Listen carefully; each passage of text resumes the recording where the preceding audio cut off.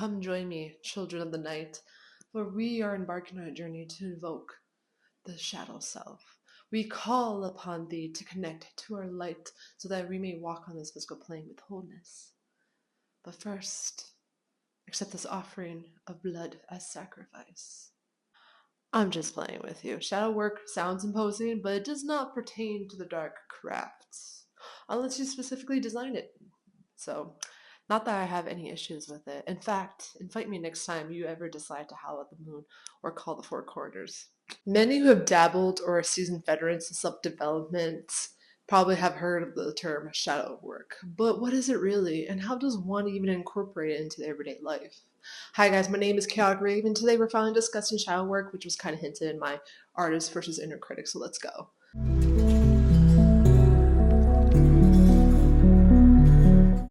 First, let's kind of discuss the shadow self. Shadow work and the shadow self is based on this, and this is going to be an Uzi for me, the philosophical and psychological concept developed by our man Carl Jung in the 20th century. The concept behind shadow work is that each individual carries with them in a very subconscious level repressed negative aspects and emotions and behaviors that is referred to as the shadow self. And they do resurface in very reactive and destructive ways, like things that trigger us. We tend to feel ashamed whenever those undesirable feelings make an appearance, but it's normal. Everyone has varying shadow selves, okay? No one is free from it. Jung considers aspects of ourselves that we just tend to find scary as a shadow. A lot of us develop such an adept ability of repressing this shadow that the shadow builds up strength until it can bleed into our external world, and it happens, and it does, and it's just inevitable. The shadow self doesn't only harbor the negative aspects of the self, it also houses our dormant positive potential. Have you ever heard of people say that the qualities you admire in your heroes, family, or even favorite characters is a reflection of the greatness you carry within you? If only you bear witness to it and allow it to, fly, I guess. Where does the shadow self even come from? During our precious earlier years as children, we learn very quickly that our survival depends solely on the love and acceptance we receive from our parents. We learn which behaviors are favorable and which one to withhold back in fear of not earning their love. The condition becomes so prevalent from such a young age and just continues on to our adulthood. Our personalities acting as clay, morphing our behaviors to match the people in our life to feel accepted while shunning our authentic self. It doesn't take a doctoral candidate to see that this can't possibly be healthy for the psyche, and you would be right. I would offer my dog as a prize, but he's too reactive and I love him. We've all had moments in our life when we fear abandonment and rejection from our peers, so we decide it was best to not act like our authentic self. And I know my autistic babes, you're guilty of this with masking and all that, but you're fine just the way you are. I don't know you, you don't know me, but I love you, okay? I love you. Now that we obtain a basic understanding, and this is very basic understanding of the shadow self's origin story, let's look into what the shadow work entails and why we should even bother committing ourselves to such a task. I relate to the Baldur's Gate 3 hype, and I'm still trying to help Asterion with Cazador, and I don't think I can really handle any more quests at the moment. The intention behind shadow work is bringing those quelled emotions and behaviors towards the light, the surface level, so that we may better unpack the causes for these reactions and just, become our whole self, a whole awesome bootylicious self. Shadow work can also be viewed as drama work because it does involve many of the same strategies, and both benefit from learning to heal unresolved conflicts from our past. But doing shadow work involves sitting with yourself, having an uncomfortable conversation. It's exploring the qualities we've held back out of shame and disdain and making time to understand them without judgment. We're all imperfect humans after all. It doesn't make you a monster or a villain simply because sometimes you behave in passive-aggressive ways out of jealousy when your friend gets a promotion at work. Unless, of course, it's a repeated pattern that you never address and always make excuses for that behavior, even blaming on the other person. We want to learn to understand those moments, pinpoint exactly where in our past and the why these negative emotions arise. The shadow self may manifest itself in many ways through jealousy of people we love, dislike, or while we're just scrolling through social media. I know I do that a lot. Fear of putting yourself out into the world or taking risks, so you procrastinate or self-sabotage. Also guilty of that. Constantly blaming the external world for your circumstances, victimizing yourself. Codependency, making it someone else's responsibility to make you happy. Reactive anger, discontentment, and the list can go on. We tend to feel powerless when our shadow self reactively takes up the reins, but that's because we just allowed it to ferment in secret without once providing it space to fully express itself. So let's start today to change that. What can be done to better understand the shadow self and to even start building the bridge towards our hidden potential? And these are just like simplistic things, obviously. We're not diving into complex things. If you have financial means to hire a therapist, I would highly recommend it, especially if this is new territory for you and you require some guidance. A professional can obviously help discern your emotions with more prowess, more than some lady on the internet.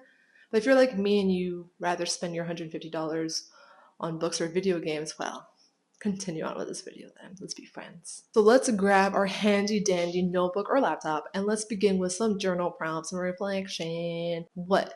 You didn't think you had to journal? I don't know what to tell you. It's a lot of it is journaling, okay? Do the bear shit in the woods, babes? Let's practice being more attentive to what triggers us. We're practicing being more observant and conscious of our behavior. Reflect back at the most recent event when you were triggered by something mundane. I'm abstaining from extreme triggers like domestic violence, SAs, or anything like that because that's reasonably triggering for a lot of people. We want to like dive into the triggers first that seem small in stature but elicit an intense reaction from us because it's just our fight or flight response.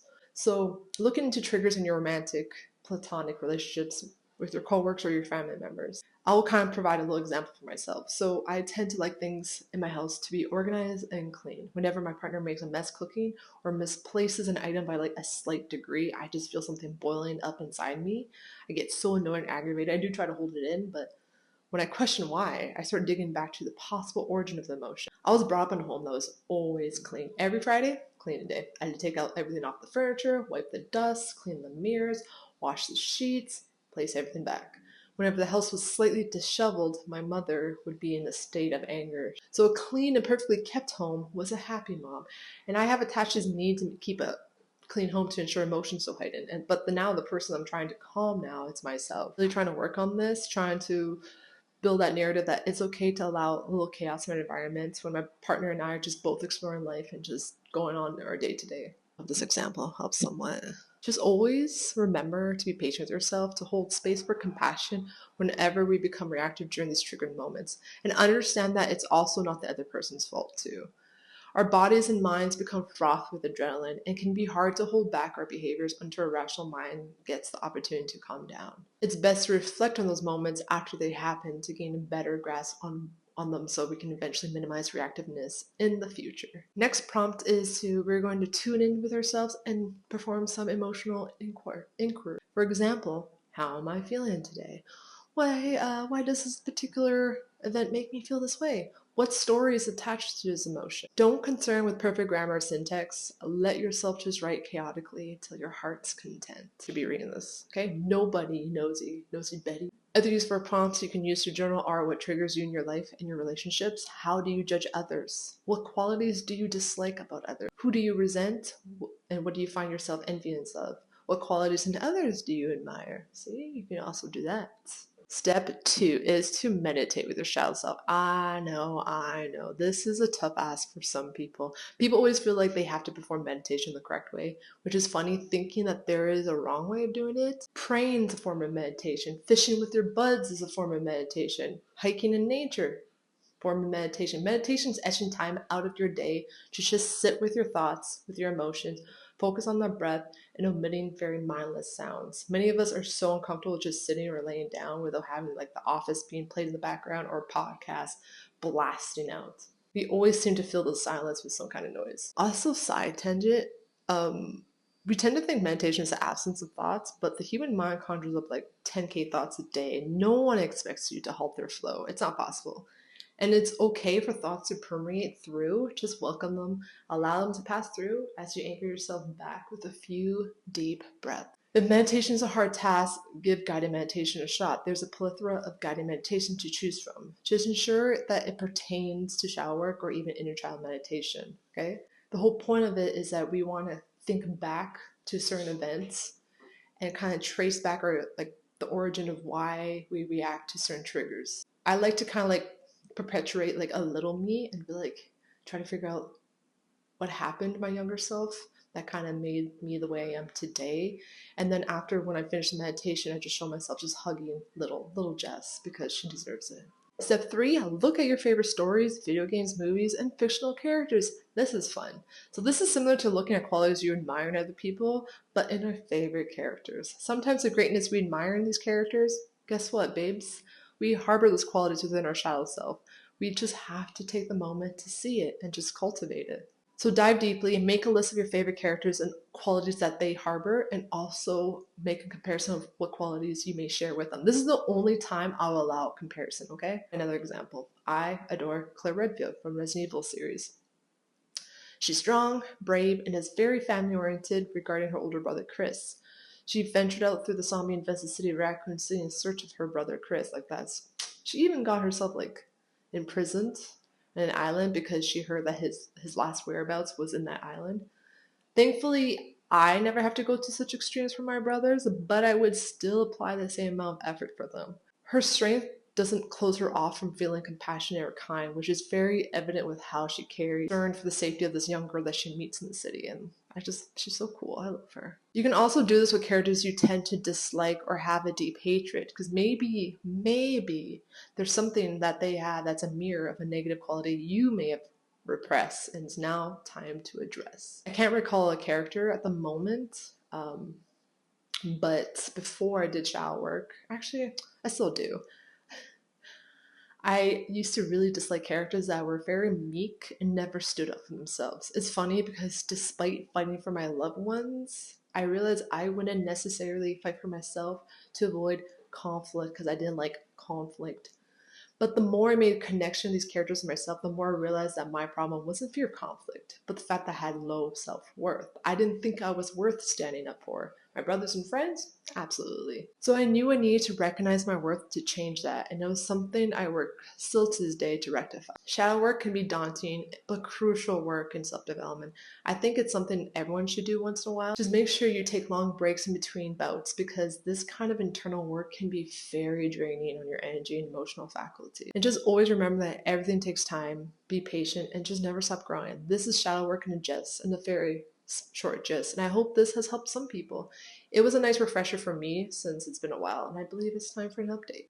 So let me know in the comments below what are things you discover about yourself, the hidden potential, shadow qualities you need to resolve. Also, just what your thoughts on shadow work in general. I'm gonna go continue binge watching Ink Master now to get inspired, so bye!